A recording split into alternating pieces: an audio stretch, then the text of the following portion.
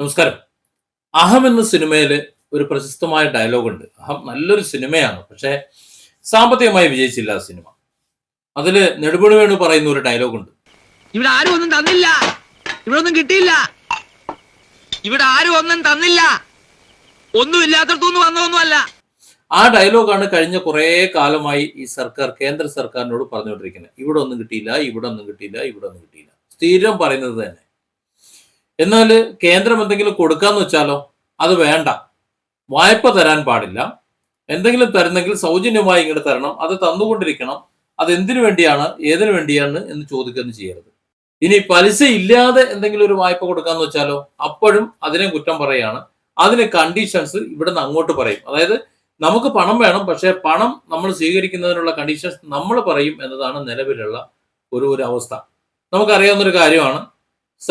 കേന്ദ്ര സർക്കാരിന് കൃത്യമായ കണക്കുകൾ നമ്മുടെ സംസ്ഥാന സർക്കാർ കൊടുക്കാറില്ല. അതിന്റെ ഏറ്റവും നല്ല ഉദാഹരണമാണ് വയനാട്ടിലെ ഈ ലാൻഡ് സ്ലൈഡ് ഉണ്ടായി. 3 ഗ്രാമങ്ങൾ ഒന്നായി ഒലിച്ചുപോയി. നൂറുകണക്കിന് ആൾക്കാർ മരണപ്പെട്ട്, നൂറുകണക്കിന് ഒരുപക്ഷെ 1000-ഓളം ആൾക്കാരുടെ കുടുംബം അവരുടെ വീടൊക്കെ നഷ്ടപ്പെട്ട് ആ ഒരു അവസ്ഥയിൽ നിൽക്കുമ്പോൾ, അത്രയും വലിയ ഒരു ദുരന്താവസ്ഥയിൽ നിൽക്കുമ്പോൾ കൃത്യമായി അതിനെ നാശനഷ്ടങ്ങളുടെ ഒരു കണക്ക് കേന്ദ്രത്തെ ഏൽപ്പിക്കാൻ ഒരുപാട് വൈകിയാണ് സർക്കാർ ഏൽപ്പിച്ചത്. ഒരുപാട് വൈകി.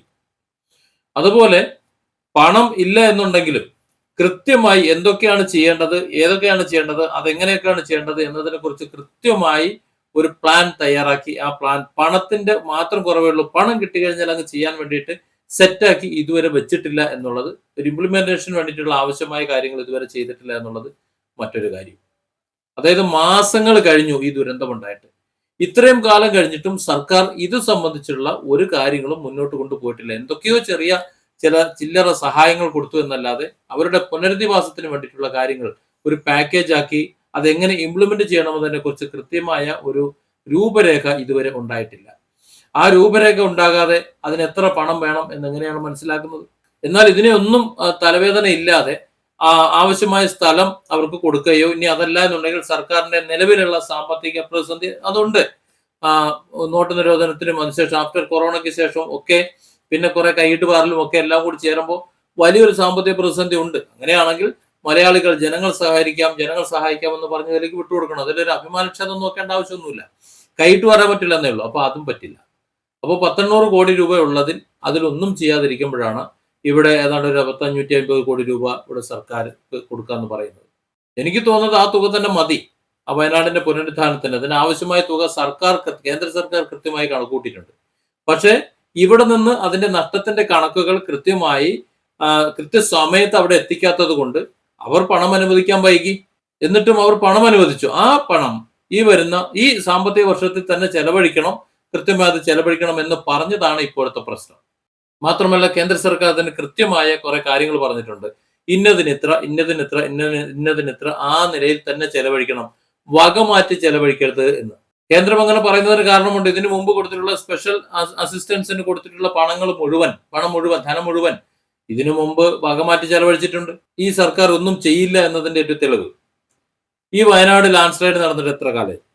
നിങ്ങൾ തന്നെ എന്റെ ഈ വീഡിയോ കാണുന്നത് നിങ്ങളൊന്ന് ആലോചിച്ചു, എത്ര മാസമായി?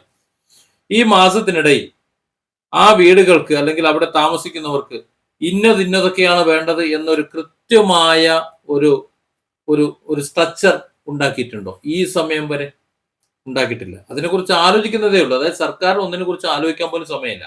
ആലോചിക്കാൻ പണം വേണമെന്നാണ് പറയുന്നത്. ആലോചിക്കാനും അത് ഇംപ്ലിമെന്റ് ചെയ്യാനുള്ള പണം ഖജനാവിലുണ്ട്. എന്നിട്ടും അത് ചെയ്യാതിരിക്കുന്നെങ്കിൽ പിന്നെ കേന്ദ്രം പണം കൊടുത്തിട്ടെന്ത്, കൊടുക്കാതിരുന്നിട്ടെങ്കിൽ. ഇവിടെ കേരള സർക്കാർ പറയുന്നത് കേന്ദ്രം പണം കൊടുത്തത് വായ്പയായിട്ടാണ്, അതുകൊണ്ട് ഞങ്ങൾക്ക് അതല്ല, ഞങ്ങൾ അല്ലാതെയാണ് ചോദിച്ചത്, ഞങ്ങൾ സഹായമാണ് ചോദിച്ചത്, ലോണല്ല എന്നാണ് പറയുന്നത്. ഇവിടെ സർക്കാർ കൊടുത്തത് എന്താണ്?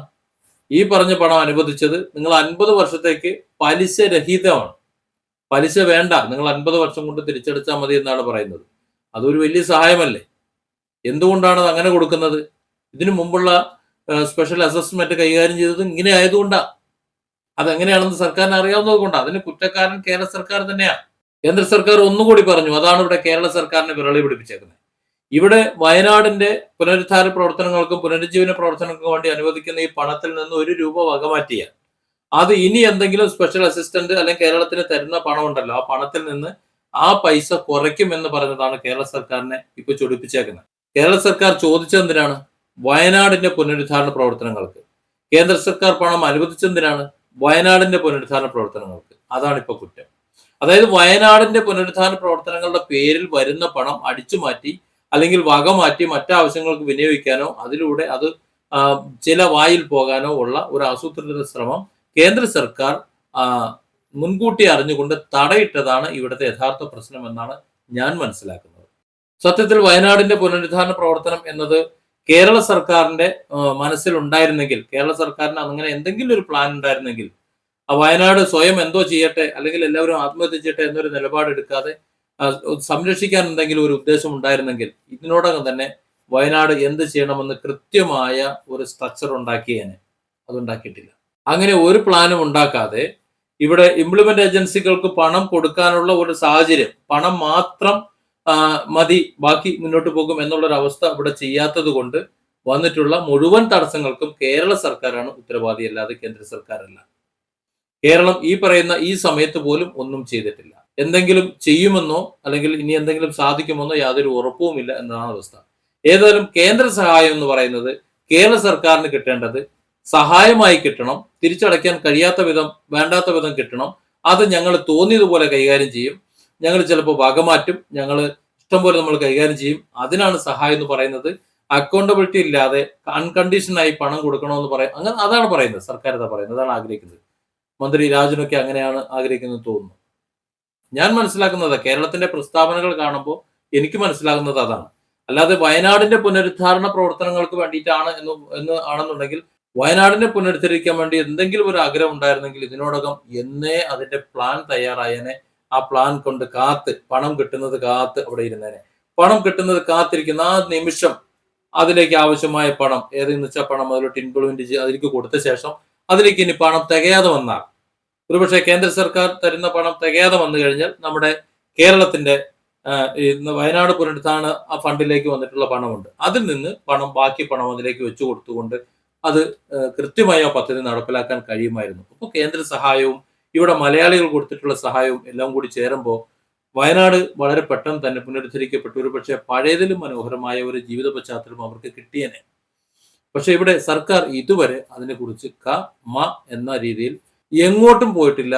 ഒരു ചെറുവിരൽ പോലും അനക്കിയിട്ടില്ല എന്നുള്ളത് വസ്തുതയായിരിക്കെ വെറുതെ കേന്ദ്രത്തെ കുറ്റം പറഞ്ഞുകൊണ്ട് കേന്ദ്രം തരാത്തത് കൊണ്ടാണ് എന്ന് പറയുന്നത്, ഞാൻ എൻ്റെ വീഡിയോയുടെ തുടക്കത്തിൽ പറഞ്ഞിരുന്ന പോലെ അഹം എന്ന സിനിമയിൽ ഇവിടെ ഒന്നും കിട്ടിയില്ല, ഇവിടെ ആരും ഒന്നും തന്നില്ല എന്ന് നെടുമുടി വേണു പാത്രം മുന്നിൽ വെച്ചുകൊണ്ട് പറയുന്നത് പോലെ മാത്രമേ തോന്നുന്നുള്ളൂ.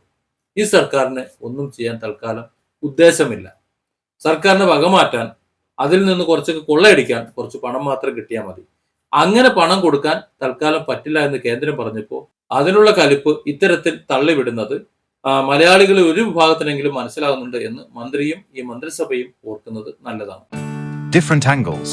Don't forget to subscribe and support this channel.